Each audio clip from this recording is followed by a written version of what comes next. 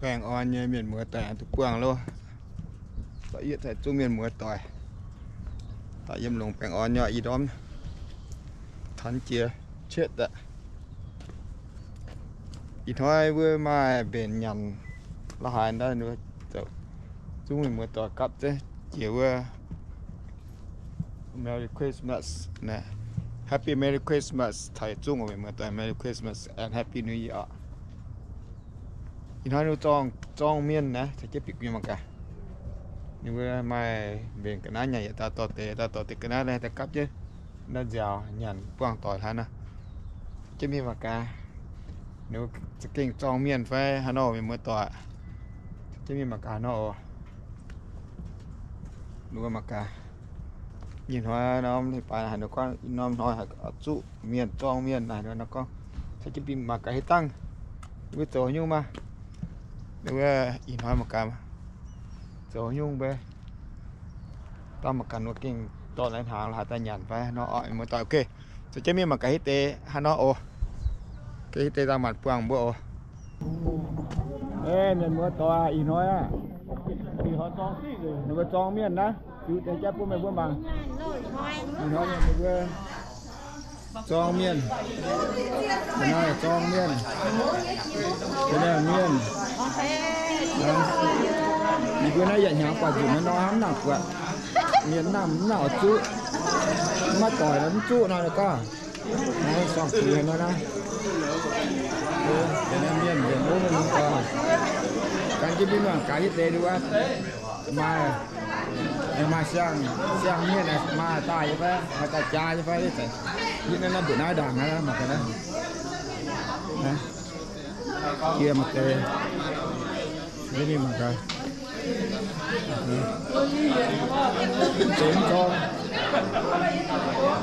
nó miền này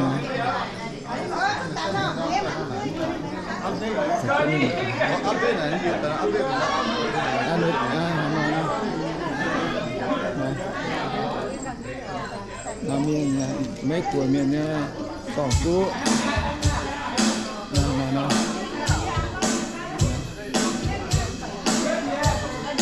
cái bún nhưng mà cái tê đâu nó đồ như vậy ít tê nó mà nhàn hốt về nhàn về hốt lại nó là ý nói đó quá bây giờ cắt chun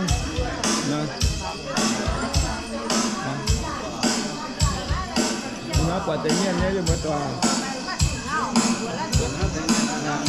nó mà miền nhé cái trang nó để cả xăm với là như nó quả trước để ta cún án nó miền cứ chuyện ham ta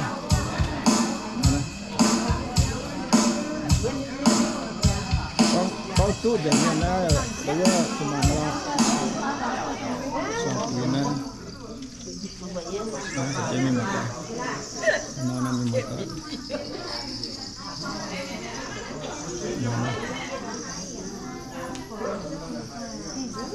miền Sơn miền một cái miền phía tây Hà Nội nó đào quá tao nó mặt qua đây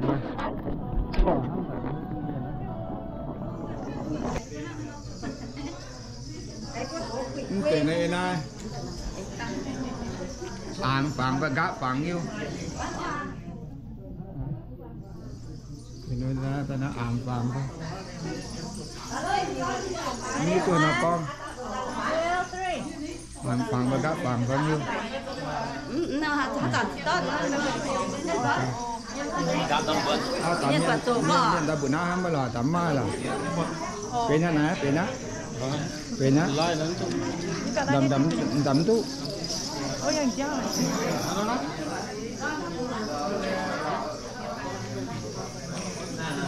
chịu video đấy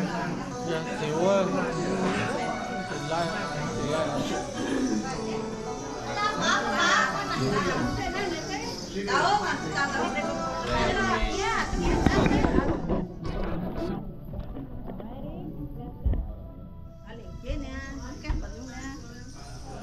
cái đằng mà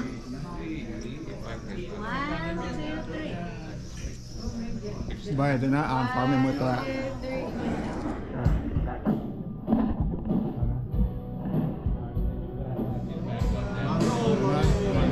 ăn phẳng lần đó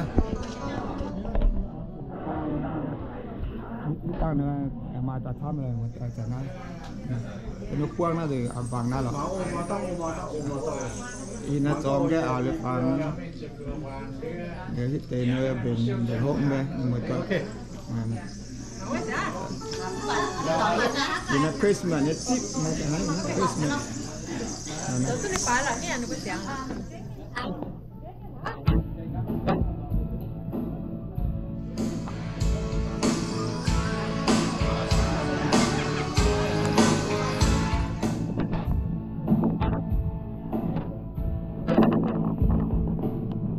面差不多了，现在啊，那这面了，哦，你把手差不多。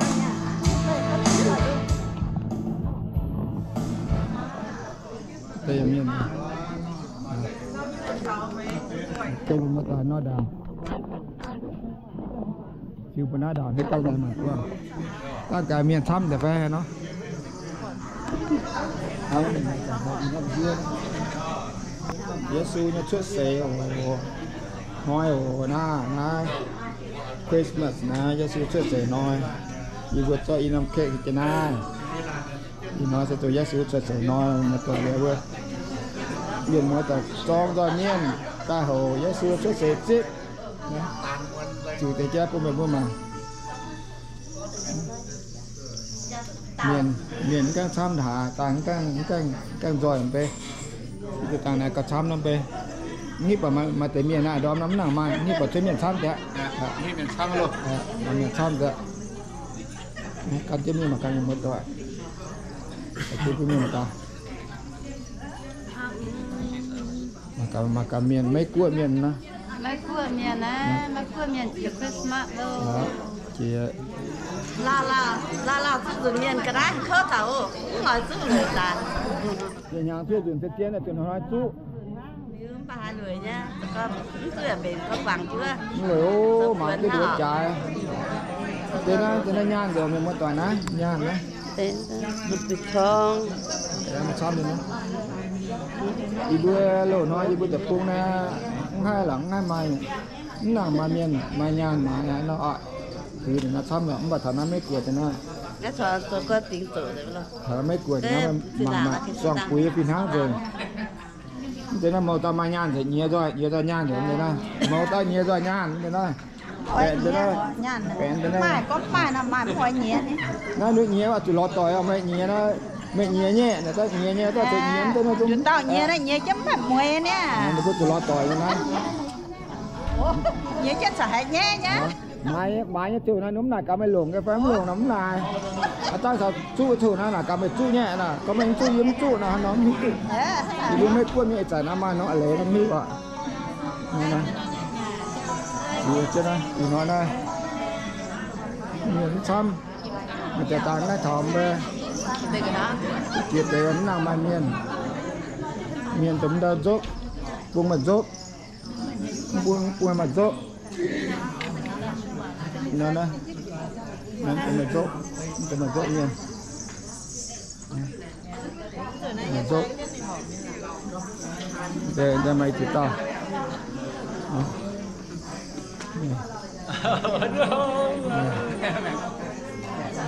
nè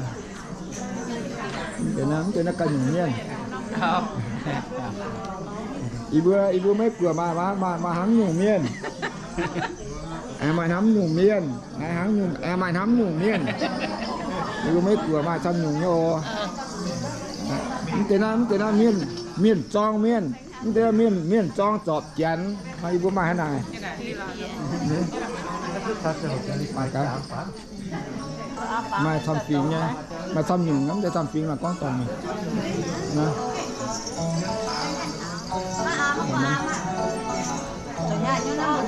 nó đòn của nó đài tao mặt qua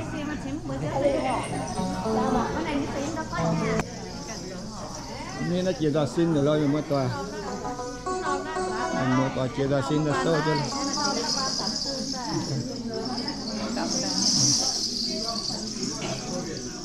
nó cây nhàn xong nhé rồi nó cây nhàn rồi nè xuống nhàn rồi เป็นเมียนเดิมโล Let's get started. Thank you for your ก็ patience. อีน้อยเป็นเมียนเดิมโลมากันนะว่า Heavenly Father God, we thank you for this time and opportunity as we gather here to worship our Lord Jesus for his life that he's given to us for the many. As we sing praises unto you, Father God, ปีนน้ำฝามปุ้งตา we thank you for your blessing. We thank you for your mercy and your love and your forever abundance upon us. Father God, we pray that your anointing fall upon this place to touch the lives and the hearts of those that are here, Father God, to feel the peace, the joy, and the love of you. In the name of Jesus. Amen. เพลงดีกว่า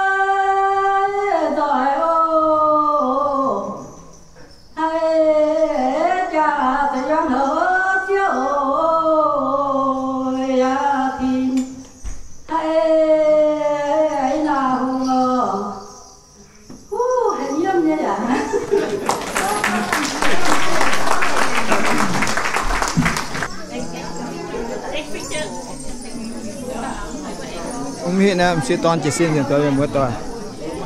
นะนี่ว่ามีอ่านฟังไปนะกูไม่รู้ไม่บัวกะฟังตัวยุ่งใส่ไม่รู้เมื่อตัวจะสิ้นตัวนะมาทำเต่าย่อยหน่อยทำเนี่ยจิ๋วแต่แจ๊บพวกไม่ว่ามานะ Don't you want to take home with the kids where they're undressed? Go take it back. Let's take it back down. ที่เมื่อตัว Outside? Go outside? Let's go outside. Where's the rest of them? We're not going to take it to the เมื่อตัวน้องคิดว่าเมื่อตัวอยู่หน้าวันเมื่อตัวแล้วที่พิจารณาเดี๋ยวรีเควสต์พอมือหยัดจุ้งเมื่อตัวคุณเป็นผู้มังเมียนมังตอนสิ้นตาว่าสั่งไปออนยันมาเต็มมานานไปออนยันจุ้งเมื่อตัวน้องคิดว่าเมื่อตัวกี่ปีนะที่ตั้งกันจิ้มวิ่งมาไก่เพื่อเองมาเบี่ยงยันไปพบหลายมาไก่เพื่อเบี่ยงถึงยันหน่อยเมื่อตัวน้องคิดว่าเมื่อตัวกี่ปีนะไปออนยันจุ้ง